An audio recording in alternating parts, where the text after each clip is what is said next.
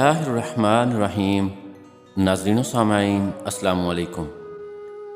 پیش خدمت ہے اردو بکف ایپیسوڈ 4۔ چوہے بلی کا یہ کھیل بہت کم وقت رکھتا تھا۔ شام ہونے میں ابھی کافی وقت تھا۔ اس نے سریندر کو کال ملائی۔ وہ کہیں بازار میں تھا۔ اس نے کچھ وقت بعد کال کرنے کا پیغام بھیج دیا، جس پر نارائن نے اسے فوراً گھوٹکے کے آفس پہنچ جانے کا پیغام بھیج دیا۔ اسے سریندر کا انتظار کرنا تھا۔ وہ گھوٹکے کے آفس سے باہر نکل کر ایک ایسی کرسی پر آن بیٹھا جہاں سے سڑک دکھائی دیتی تھی۔ اس کی ساری توجہ باہر تھی۔ سریندر کو اس تک پہنچنے میں 10 سے 15 منٹ لگ سکتے تھے۔ وہ باہر دیکھتے ہوئے لاشعوری طور پر سوچتا چلا جا رہا تھا کہ راج کو کیسے باہر نکالا جائے۔ اگر اس کے ٹھکانے کا کوئی تھوڑا سا سراغ بھی مل جاتا ہے تو وہ اسے باہر نکال سکتا تھا۔ 10 منٹ سے زیادہ کا وقت ہو گیا تھا۔ نارائن کی پریشانی بڑھنے لگی تھی۔ اس نے اضطراب میں سریندر کو کال کرنا چاہی، تبھی اس کی نگاہ ایک چھوٹے سے گروپ پر پڑی جو ایک وین میں سے باہر نکلا تھا۔ ان میں سے ایک سامنے دکان میں گھس گیا، پھر فوراً ہی باہر سامنے بلڈنگ پر ایک نگاہ ڈالی جہاں وہ بیٹھا ہوا تھا۔ جیسے ہی اس نے سب لوگوں کو بتایا، باری باری سبھی نے اوپر کی طرف دیکھا۔ اس نے سریندر کو کال ملا دی۔ بس میں پہنچ رہا ہوں 2 منٹ بعد، سریندر نے کہا۔ وہیں رک جاؤ، نارائن نے تیزی سے کہا۔ خیر ہے نا؟ اس نے پوچھا تو نارائن نے اسے صورتحال بتاتے ہوئے کہا، مجھے پورا یقین ہے کہ انہیں میرے بارے میں پتہ چل گیا ہے کہ میں یہاں ہوں۔ وہ فیلڈنگ لگا رہے ہیں، زیادہ سے زیادہ 10 منٹ مزید لیں گے۔ اس کے بعد وہ یا تو مجھے باہر نکالیں گے یا میرا باہر نکل آنے کا انتظار کریں گے۔ یہ اچھا ہو گیا، ہم بھی فیلڈنگ لگا لیتے ہیں، سریندر نے کہا۔ اتنی جلدی ہو جائے گا؟ اس نے پوچھا۔ ہو جائے گا، انتظار کرو، سریندر نے کہا اور فون بند کر دیا۔ نارائن کی بے چینی دیکھنے والی تھی۔ وہ ان پر نگاہ رکھے ہوئے تھا۔ اس کا دل چاہ رہا تھا کہ یہیں سے انہیں شوٹ کر دے، لیکن یہ ممکن نہیں تھا۔ یہی سوچتے اس کے ذہن میں خیال آیا کہ انہیں میرے بارے میں پتہ کیسے چلا۔ ضرور ان کا مخبر یہیں کہیں آس پاس ہوگا، مگر یہ وقت اس مخبر کو تلاش کرنے کا نہیں تھا۔ وہ سوچتا بھی جا رہا تھا اور اس کی نگاہ اس ساری سڑک تک تھی جتنا وہ کھڑکی سے دیکھ سکتا تھا۔ وہ سکون سے پلٹا اور گھوٹکے کے آفس میں چلا گیا۔ نارائن نے جب ساری صورتحال بتائی تو وہ انتہائی پریشان ہو گیا۔ وہ لرزتے ہوئے لہجے میں بولا، میں نے تمہیں بلا کر بڑا غلط کیا۔ وہ چاہتا بھی یہی تھا، اب کیا ہوگا؟ چپ چاپ اپنے آفس میں بیٹھے رہو، نارائن نے کہا۔ تم ایسا کرو، لفٹ سے نیچے چلے جاؤ، پیچھے سے ایک راستہ جاتا ہے، وہاں سے نکل جاؤ، پھر دیکھتے ہیں، گھوٹکے نے تیزی سے کہا۔ تمہارا کیا مطلب ہے؟ وہ ادھر نہیں ہوں گے؟ ممکن ہے ان کے بندے اندر بھی آگے ہوں۔ خیر، میں نے تجھے خبردار کر دیا، اب میں دیکھتا ہوں انہیں، نارائن نے کہا اور آفس سے باہر آ گیا۔ وہ دوبارہ اسی کھڑکی کے پاس جا کر کھڑا نہیں ہوا، بلکہ اسی عمارت کی ایک دوسری راہداری میں چلا گیا۔ کیونکہ اس عمارت میں کئی آفس تھے، اس لیے لوگ آ جا رہے تھے۔ کوئی بھی کسی پر شک نہیں کر سکتا تھا۔ مزید 10 منٹ اسی کشمکش میں گزر گئے۔ سریندر کیا کر رہا تھا، اس کی کوئی خبر نہیں تھی۔ وہ ٹہلتے ہوئے ایک کھڑکی کے پاس گیا۔ وہ لوگ ہنوز وہیں تھے، ان کی تعداد میں اضافہ نہیں ہوا تھا۔ اسے یہ دیکھنے کی بے چینی ہونے لگی کہ عمارت کی پچھلی طرف کتنے لوگ ہو سکتے ہیں۔ ممکن ہے سریندر انہیں پھنس نہ گیا ہو۔ یہ سنتے ہی وہ انتہائی اضطراب میں پلٹ کر دوسری جانب جانے لگا تو اس کے سامنے ایک نوجوان لڑکی کھڑی اس کی طرف دیکھ کر مسکرا رہی تھی۔ ہلکے سبز اور سفید رنگ کے سوتی لباس میں، درمیانہ سا قد، گندمی رنگ، گول چہرہ، تیکھے نقوش، بوائے کٹ بال، پتلے پتلے لبوں پر سرخ رنگ کی لپسٹک اور سیاہ کاجل بھری آنکھوں سے اس کی طرف دیکھتے ہوئے بڑے معصومانہ انداز میں مسکرا رہی تھی۔ اس نے ہاتھ میں پکڑے ہوئے سیل فون کی اسکرین اس کے آگے کرتے ہوئے کہا، نارائن داس، گنگا نگر۔ اپنا نام اور آبائی علاقے کا نام سن کر وہ ساکت تو ہو ہی چکا تھا، سیل فون کی اسکرین پر اپنی تصویر دیکھ کر وہ بری طرح چونک گیا۔ اس نے بڑے غور سے لڑکی کو دیکھا، وہ ہنوز مسکرا رہی تھی۔ کون ہو تم؟ نارائن نے سرسراتے ہوئے انداز میں پوچھا۔ میں انجلا، میرے آفس میں آؤ، بیٹھ کر بات کرتے ہیں، اس نے کہا اور بڑے اعتماد سے مڑ گئی۔ نارائن نہ چاہتے ہوئے بھی اس کے پیچھے پیچھے چل دیا۔ وہ ایک شاندار آفس میں داخل ہو گئی۔ وہ اپنے آفس کی دائیں جانب والی کھڑکی کے پاس گئی اور اسے اپنے قریب آنے کا اشارہ کیا۔ وہ کھڑکی کے پاس گیا تو وہ بولی، اس طرف بھی لوگ ہیں راج مٹھل کے، وہ دیکھو۔ وہ کالا سا ریڈ چیک دار شرٹ میں اور اس کے ساتھ موالی کھڑے ہیں۔ اس پر نارائن ایک لفظ بھی نہیں بولا بلکہ انجلا کے چہرے پر دیکھنے لگا۔ وہ میز کی ایک طرف سے ہو کر کرسی پر بیٹھ گئی۔ اس نے نارائن کو بیٹھنے کا اشارہ کیا۔ وہ سامنے والی کرسی پر بیٹھ گیا، پھر دھیمے سے انداز میں پوچھا، کون ہو تم اور یہ سب؟ بتایا نا میں انجلا، ابھی تم یہاں محفوظ ہو۔ اور اس نے کہنا چاہا تو نارائن نے اس کی بات کاٹتے ہوئے تیزی سے کہا، باہر میرا دوست محفوظ نہیں، مجھے اس کو بچانا ہے۔ کیسے بچاؤ گے؟ اس نے سنجیدگی سے پوچھا۔ میں اسے فون کرتا ہوں، اس نے بڑبڑاتے ہوئے کہا اور سریندر کو کال ملا دی۔ پہلی ہی بیل پر اس نے فون ریسیو کر لیا، تبھی اس نے تیزی سے کہا، سریندر ادھر مت آنا، ابھی بہت بڑی فیلڈنگ لگی ہوئی ہے۔ ہاں میں نے پتہ کر لیا ہے، میں کچھ دور ہوں۔ ٹھیک ہے، تم نے آگے نہیں آنا بلکہ واپس لوٹ جاؤ۔ مگر تم؟ اس نے پوچھا۔ میری چھوڑو، میں نکل جاؤں گا، تم بچو۔ اس نے صلاح دی اور فون بند کر دیا۔ پھر انجلا کی طرف دیکھ کر بولا، انجلا تم یہ سب کیوں کر رہی ہو؟ تم پر دل آ گیا ہے، اس نے رومانوی انداز میں کہا اور کہکہا لگا کر ہنس دی۔ پھر نہایت سنجیدگی سے بولی، ابھی میں ان پڑھ لوگوں کو دیکھ لوں پھر بات کرتے ہیں۔ نہیں، یہ تمہارا مسئلہ نہیں، میرا ہے، میں دیکھ لیتا ہوں انہیں۔ یہ کہتے ہوئے وہ اٹھ گیا۔ انجلا بھی اس کے پیچھے ہی اٹھ گئی۔ وہ اس کا بازو پکڑ کر کھڑکی کے قریب لے آئی۔ باہر کچھ عجیب ہی سما تھا۔ کئی سارے لوگ ایک دوسرے سے دستوں گریباں تھے، ایک دوسرے کو مار رہے تھے۔ انہیں دیکھتے ہوئے ابھی 2-4 منٹ ہی ہوئے تھے کہ پولیس کی گاڑیاں آ گئیں، جنہیں دیکھتے ہی وہ سب وہاں سے تتر بتر ہو گئے۔ دوسری طرف بھی ایسا ہی ہوا ہے، دیکھنا چاہو تو دیکھ لو۔ انجلا بولی تو نارائن اس کی طرف دیکھتا رہا، پھر کہا، تھینک یو۔ اگر تم اپنا سیل نمبر… ارے کیا کرے گا سیل نمبر کو؟ میں جو تیرے پاس ہوں، تم کہاں جا رہے ہو؟ انجلا نے اٹھلا کر کہا، مجھے جانا تو ہے، میں… ارے نہیں ببوا، تو کہاں جائے گا؟ اب میرے پاس رہے گا، میرے ساتھ۔ تجھے سکون سے بتاتی ہوں راج مٹھل کو کیسے پکڑنا ہے۔ انجلا نے باقاعدہ اس کے گلے میں باہیں ڈالتے ہوئے کہا تو وہ بولا، یہ تم کیوں؟ سب بتاؤ گی نا؟ اب ادھر آ بیٹھ، کھانا کھاتے ہیں۔ اس نے نارائن کا ہاتھ پکڑا اور اسے لے جا کر کرسی پر بٹھا دیا۔ پھر ادھر ادھر فون کرتے ہوئے وہ آفس میں ٹہلتی رہی۔ پھر جس وقت کھانا لا کر لگا دیا گیا تو وہ ایک صوفے پر بیٹھتے ہوئے بولی، گوٹکے سے کہہ دیا ہے کہ مت گھبرائے، سریندر بھی محفوظ ہے، اب سکون سے کھانا کھاؤ، پھر میرے ساتھ میرے گھر چلو۔ یہ کہہ کر انجلا نے کھانے کی طرف ہاتھ بڑھا دیا۔ نارائن نے فیصلہ کر لیا تھا کہ جس طرح بندہ خود کو حالات کے حوالے کر دیتا ہے، اسی طرح خود کو انجلیلا کے سپرد کر دے۔ ممبئی میں لوگوں کی طرح موسم کے بدلنے کا بھی کوئی پتہ نہیں چلتا۔ وہ انجلا کے ساتھ اس کے بنگلے کے کوریڈور میں بیٹھا ہوا چائے پی رہا تھا۔ سپہر کا وقت تھا، بارش بڑے زوروں کی ہو رہی تھی۔ وہ دونوں خاموش تھے۔ نارائن نے یہ سوچ لیا تھا کہ وہ انجلا سے سوال نہیں کرے گا۔ یہ کنفرم تھا کہ جب اس نے بات بتانی ہوگی خود بتا دے گی۔ اگرچہ اس کے دماغ میں یہ بات پہلے ہی تھی، لیکن انجلا سے ڈرامائی انداز میں ملنے کے بعد وہ شدت سے ایک ہی بات سوچے چلا جا رہا تھا، یہ سارے اتفاقات اس کے ساتھ ہی کیوں ہوتے چلے جا رہے ہیں؟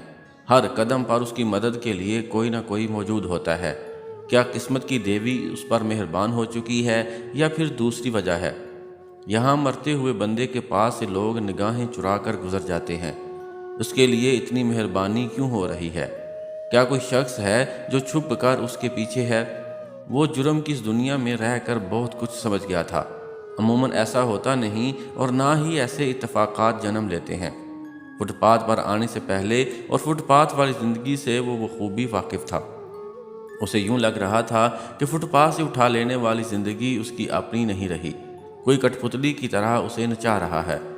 اسے شاید یہ سمجھ نہیں آ رہی تھی کہ انسان جب بھی کٹ پتلی بنتا ہے، اس کی ناسودہ خواہشیں ہی اسے گھڑ کر پتلی بنا دیتی ہیں، اپنی ہی ناسودہ خواہشوں کے جال میں پھنس جاتا ہے۔ کیا سوچ رہے ہو؟ انجلا نے پوچھا تو وہ اپنی سوچوں سے باہر آ گیا۔ اس نے ہاتھ میں پکڑے ہوئے مگ سے لمبا سپ لیا، پھر ہنستے ہوئے اس کی جانب دیکھا اور بولا، راج مٹھل کو پکڑنے ہی کی سوچ سکتا ہوں، اس کے علاوہ اور کیا سوچ میرے بھیجے میں آ سکتی ہے؟ اس نے کہا تو انجلا کی کھنگتی ہوئی ہنسی ارد گرد پھیل گئی۔ پھر سکون سے بولی، اسے جب چاہو پکڑ لو، مت فکر کرو، آج رات ہی اس کا کام تمام ہو جائے گا۔ نہیں انجلا، نہیں، وہ تڑپ کر تیزی سے بولا، میں نے اسے اپنے ہاتھوں سے مارنا ہے۔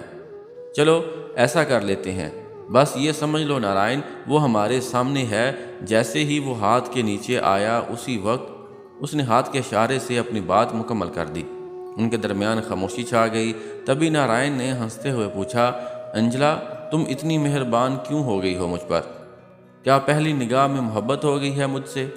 انجلا اس بات پر زوردار قہقہ لگا کر ہنس دی۔ چند لمحے ہنستے رہنے کے بعد وہ ایک دم خاموش ہو گئی اور پھر بڑے سنجیدہ لہجے میں بولی، دنیا کا سب سے بڑا فراڈ یہ محبت ہے۔ لوگ اس لفظ کی آڑ میں کس طرح ایک دوسرے کو پھنساتے ہیں، وہ تو اپنی جگہ خود پھنستے ہیں۔ زندگی کو سمجھنے میں سب سے بڑی رکاوٹ یہی لفظ محبت ہے، کیونکہ یہ لفظ انسان کو حقیقت سے نکال کر خوابوں میں لے جاتا ہے۔ بڑے بھیانک خیال ہیں تمہارے، نارائن نے کہا۔ یہی حقیقت ہے پیارے، تمہاری بغل میں جب لڑکی ہوتی ہے تم کتنی محبت جتاتے ہو، کام نکل گیا تو اگلے دن بھول جاتے ہو۔ وہ اس کی نگاہوں میں دیکھ کر بولی، یہ تم نے ٹھیک کہا۔ اس نے اعتراف کر لیا، تم اور میں مل کے جتنا وقت ہمیں ملا ہم کچھ بھی سوچے بغیر دھوم سے گزاریں، دن اور رات رنگین کر لیں، پھر تم کہاں اور میں کہاں۔ اس نے خمار آلود لہجے میں کہا تو نارائن سمجھ گیا وہ کیا چاہتی ہے، پر جب تک راج مٹھل ختم، اس نے تیزی سے کہا تو انجلا نے اس کی بات کاٹ کر مستی میں کہا، ماں کی آنکھ راج مٹھل کی، چل اسے ختم کرتے ہیں، پھر میں جو چاہوں گی کروں گی تیرے ساتھ۔ یہ کہہ کر اس نے کہکا لگا دیا۔ اس وقت شام ڈھل گئی تھی۔ نارائن ایک کمرے میں نرم گدے پر نیم خوابیدہ پڑا ہوا تھا۔ ایسے میں اس کا سیل فون بج اٹھا۔ وہ انجلا کا فون تھا اور اس نے فوری اسے باہر بلایا تھا۔ وہ تیزی سے پورچ میں پہنچا تو انجلا 4 وہیل میں بیٹھ چکی تھی۔ ڈرائیونگ سیٹ پر ایک ادھیڑ عمر تھا اور اس کے ساتھ ایک نوجوان بیٹھا ہوا تھا۔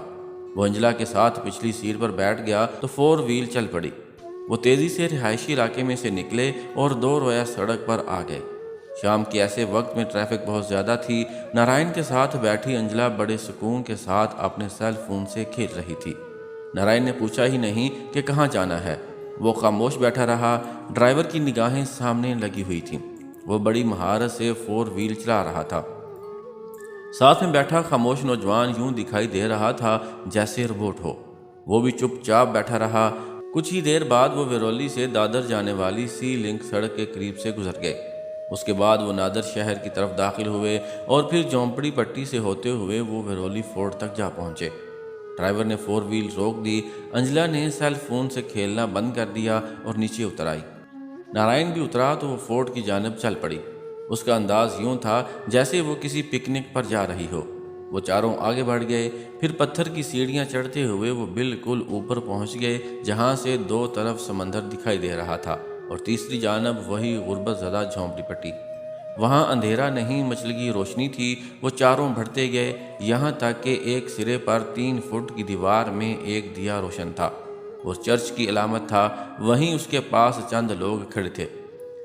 مچلگی روشنی میں احساس نہیں ہو رہا تھا کہ وہ شکل و صورت سے کیسے تھے۔ انجلا ان سے چند قدم کے فاصلے پر جا کھڑی ہوئی۔ اس نے کسی تمہید کے بغیر پوچھا، بول، کیا فیصلہ کیا ہے تو نے؟ اے چھمیا، تم کیوں میری دشمن ہو رہی ہے؟ میں تیرا خیال کرتا ہوں پر تم میری بات کیوں نہیں سمجھتی ہو؟ اس نے کہنا چاہا تھا کہ انجلا نے اس کی بات کاٹ دی۔ تیرا بس چلے تو تم مجھے 1 سیکنڈ بھی برداشت نہ کرو۔ ادھر گولی میرے بھیجے میں مار دو۔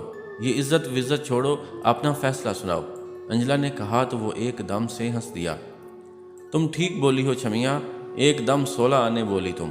من کیا کروں، ادھر میرا دھندا ہے، مجھے تو دھندا کرنے کا، سامنے کھڑے ایک شخص نے کہا تو نارائن کو وہ آواز جانی پہچانی لگی۔ اس کے حواس پوری طرح بیدار ہو گئے۔ نہیں، اب یہاں نہیں رہنے کا، یہاں سے چلنے کا، انجلا نے غراتے ہوئے کہا تو وہ پھر ہنس دیا۔ اتنا محنت سے ایسے ہی نہیں کیا کہ تجھے سب دے کر میں دم دبا کر کتے کی مافک یہاں سے چلا جاؤں۔ ہوش کر چھمیا، یہاں اس لیے آ گیا کہ تو نے ایک بار مجھ پر احسان کیا تھا۔ اگر تو یہ سوچتی ہے کہ کوئی لفڑا کرے گی، ایسا مت سوچ۔ ہم میں سے کوئی بھی مرا تو دوسرا بچ کر یہاں سے نہیں جانے والا۔ سامنے والے بندے نے کہا تو انجلا حقارت سے بولی، میں تمہارا فیصلہ سننے آئی ہوں، یہ کچے پکے راگ مجھے مت سنا۔ ابھی وقت ہے چھمیا، مجھے میرا کام کرنے دے، تم اپنا کام کرو۔ اس نارائن کو میرے حوالے کرو، بات ختم۔ اس نے کہا ہی تھا کہ نارائن سامنے کھڑے شخص کو پہچان گیا۔ وہ راج مٹھل تھا۔ کیا کرے گا تو؟ مارے گا اس کو؟ انجلا نے انتہائی غصے میں پوچھا۔ مارے گا، اپنے ہاتھوں سے مارے گا، اس نے بھی غصے سے کہا۔ تو چل، اگر تم میں ہمت ہے تو مار یہ کھڑا نارائن۔ انجلا نے نارائن کی طرف اشارہ کیا تو وہ سب ایک دم الرٹ ہو گئے۔ راج مٹھل نے چشمے زدن میں اپنا ہاتھ بڑھایا تو اس میں پسٹل تھا۔ انجلا کے ساتھ آئے دونوں لوگوں نے بھی اس پسٹل تان لیے۔ صورتحال گمبھیر ہو گئی تھی۔ تیرا شکر چھمیا، تو نے مجھے نارائن لا دیا۔ جو مانگو گی ملے گا، پہلے مجھے اس کو مارنے دے۔ راج مٹھل کی غراتی ہوئی آواز گونجی تو انجلا بولی، فائر کر۔ لفظ اس کے منہ میں ہی تھے کہ راج مٹھل نے فائر کر دیا۔ کھٹاک کی آواز سنائی دی۔ تب تک نارائن اپنی جگہ چھوڑ چکا تھا۔ راج مٹھل کے پسٹل میں کوئی بلٹ نہیں تھی۔ اس نے وحشیانہ انداز میں پے در پہ ٹریگر دبایا۔ مایوس ہو کر اس نے پسٹل پرے پھینک دیا، پھر چیختے ہوئے بولا، یہ کس نے دیا مجھے؟ تیری قسمت نے۔ تیرے ساتھ کوئی نہیں ہے اس وقت۔ وہ جانتے ہیں کہ اب یہاں راج تیرا نہیں، مایا دیوی کا ہے۔ تم بے وقوف ہو جو مایا دیوی کی طاقت نہیں سمجھے ہو، اس نے کہا اور نارائن کی طرف دیکھ کر بولی، مار دو اس کو۔ چل، میں چھوڑ جاتا ہوں ویرولی، راج مٹھل نے کہا۔ نارائن، مار دو اس کو، انجلا نے سرد سے لہجے میں کہا تو نارائن آگے بڑھا اور راج مٹھل کے پاس جا کر کھڑا ہو گیا۔ دونوں آمنے سامنے تھے۔ راج مٹھل یوں لگ رہا تھا جیسے کوئی پرانا ریسلر ہو۔ نارائن نے اس کے ماتھے پر پسٹل رکھا اور ٹریگر دبا دیا۔ ایک دھماکہ ہوا، اس کے منہ سے آواز بھی نہ نکلی اور وہ کٹے ہوئے شہتیر کی طرح گر گیا۔ اس کے ساتھ انجلیلا کی آواز گونجی، تم سب چند دن سکون کرو، جو روپیہ تم لوگوں کو ملا اس سے عیش کرنے کا، پھر بتاتی ہوں کیا کرنا ہے۔ آؤ نارائن۔ اس کے ساتھ ہی وہ پلٹی اور واپس چل دی۔ وہ سبھی اس کے ساتھ چل دیے۔ وہ چاروں 4 وہیل تک یوں پہنچے جیسے سیر کر کے آئے ہوں۔ وہ جس راستے سے آئے تھے تقریباً 2 گھنٹے بعد واپس انجلا کے اسی بنگلے میں پہنچ گئے۔ پورچ میں اترتے ہی ڈرائیور 4 وہیل لے گیا اور اس کے ساتھ وہ نوجوان بھی چلا گیا۔ اندر بڑھتے ہوئے انجلا نے نارائن کی کمر میں ہاتھ ڈالتے ہوئے رومانوی انداز میں کہا، پوری فریش ہو جاؤ، پھر ڈنر کرتے ہیں۔ اس کے بعد میں تمہیں اپنے بیڈ روم میں لے چلوں گی۔ کوئی اور وقت ہوتا تو نارائن اس رومانوی قرب پر مست ہو جاتا، لیکن اس کے دماغ میں آندھیاں چل رہی تھیں۔ وہ بہت کچھ سوچ رہا تھا، یہی سوچیں اسے بے سکون کر دینے کے لیے کافی تھیں۔ رات کا دوسرا پہر تھا۔ نارائن نے انجلا کے بیڈ روم کا دروازہ دبایا تو وہ کھلتا چلا گیا۔ سامنے جہازی سائز کے بیڈ پر سرخ رنگ کی نائٹی پہنے وہ نیم تراش تھی۔ وہ اس کی طرف دیکھ کر مسکرا رہی تھی، پھر خمار بھرے لہجے میں یوں انگریزی میں کہا جیسے وہ بے تاب ہو، میرے بیڈ روم میں خوش آمدید۔ وہ آہستہ قدموں سے چلتا ہوا اس کے بیڈ تک جا پہنچا۔ انجلا نے اس کا ہاتھ پکڑ کر بیڈ پر بٹھا لیا، پھر اس کے چہرے پر دیکھتے ہی بولی، کیا تم خوش نہیں ہو یہاں میرے پاس آنے میں؟ ایسی تو کوئی بات نہیں، اس نے زبردستی مسکراتے ہوئے کہا۔ پھر یوں تمہارا چہرہ؟ اس نے بے تابی سے پوچھا۔ بس میرے دماغ میں، اس نے کہنا چاہا تو انجلا نے تڑپ کر غصے سے کہا، ارے تیرے دماغ کی بہن۔ یہ کہہ کر اس نے نرم لہجے میں کہا، میں جانتی ہوں تم بہت کچھ پوچھنا چاہتے ہو، تمہارے اس دماغ میں بہت کچھ ہے، میں تمہیں سب بتا دوں گی، آج رات ہی بتاؤں گی، لیکن جب تک تم میرے ساتھ ہو سب بھلا دو۔ میں وعدہ کرتی ہوں جب تم صبح میرے بیڈ روم سے جاؤ گے تمہارے سارے سوالوں کے جواب مل جائیں گے۔ ڈن؟ نارائن نے بے یقینی کے سے انداز میں پوچھا۔ ڈن، اس نے انگوٹھے کا اشارہ کرتے ہوئے کہا۔ نارائن نے ایک نگاہ اسے دیکھا اور پھر سائیڈ ٹیبل کی لائٹ آف کر دی۔ بیڈ روم میں ایک طوفان برپا ہو گیا تھا۔ اس وقت صبح کی نیلگوں روشنی ہر جانب پھیلی ہوئی تھی جس سے نارائن کی آنکھ کھل گئی۔ وہ بیڈ پر تھا لیکن اس کے ساتھ انجلا نہیں تھی۔ وہ ایک دم سے پریشان ہو گیا۔ وہ تیزی سے اٹھا اور بیڈ سے اتر گیا۔ ابھی وہ قدم بڑھانے ہی لگا تھا کہ انجلا بیڈ روم میں داخل ہوئی۔ اس کے ہاتھ میں ایک چھوٹا سا ٹرے تھا اور اس میں 2 کافی کے مگ رکھے ہوئے تھے۔ وہ اس کی طرف پیار بھری نگاہوں سے دیکھتے ہوئے بولی، آؤ ادھر بیٹھ کر کافی پیتے ہیں۔ نارائن نے ایک طویل سانس لی اور واش روم میں چلا گیا۔ اسے یقین ہو گیا تھا کہ انجلا نے جو کہا ہے وہ ضرور کہے گی۔ اس نے اپنے چہرے پر پانی کے چپکے مارے، پھر انہیں صاف کر کے انجلا تک چلا گیا جو بیڈ روم کی انیکسی میں بیٹھی ہوئی تھی۔ وہ سامنے والی کرسی پر بیٹھ گیا۔ اس نے مگ اٹھایا اور گرم گرم کافی کا سپ لے لیا۔ تبھی اس نے ماحول کو خوشگوار کرنے کی خاطر ہنستے ہوئے کہا، انجلا، یہ کافی بھی تمہاری طرح بہت گرم ہے۔ ہاں، کوئی شے گرم نہیں ہوتی، گرم بنا دی جاتی ہے، اس نے بھی عام سے لہجے میں کہا اور خاموش ہو گئی۔ چند لمحے یوں ہی خاموشی کی نظر ہو گئے، پھر وہ ایک بڑا سا سپ لے کر بولی، نارائن، میں کچھ بھی نہیں ہوں۔ میرا اعتماد، میرا حوصلہ، میری طاقت میری نہیں ہے، یہ سب مجھے مایا دیوی نے دیا ہے، ورنہ میں ایک مجبور، بے بس اور لاچار لڑکی تھی، جس کا دل چاہتا مجھ سے کھیل لیتا تھا۔ میرا جسم میرا نہیں رہا۔ خیر، تمہارے ذہن میں یہی سوال ہے نا کہ یہ مایا دیوی کون ہے؟ ہاں، یہی سچ ہے، نارائن نے اعتراف کیا۔ وہ نہ دکھائی دینے والی ایک سوچ ہے، اپنوں کو، مظلوموں کو قوت دینے والی اور دشمنوں کے لیے خوف کی علامت۔ مجھے بالکل نہیں معلوم کہ وہ کون ہے، لیکن میں جانتی ہوں کہ وہ اس وقت بھی مجھے دیکھ رہی ہے۔ مطلب یہ جو رات گزاری؟ نارائن نے تنزیہ پوچھا۔